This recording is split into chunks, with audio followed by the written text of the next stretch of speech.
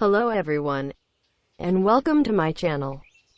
This time I will share how to create or add a new layer to Autocad. Straight to, type the command LA, then press enter. It will look like this. To add a new layer, click on this icon. You can add a name, color, thickness, and line type as desired.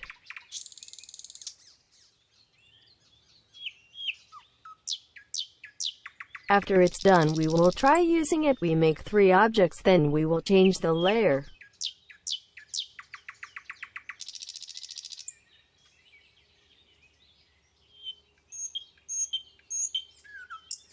Click on one of the objects.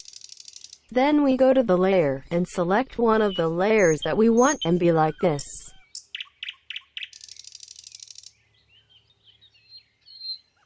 Easy, right? We can also change colors with properties.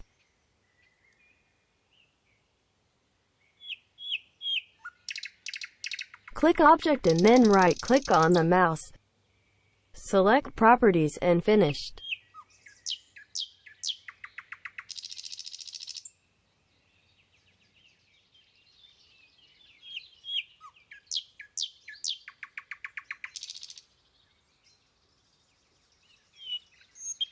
Thank you for watching.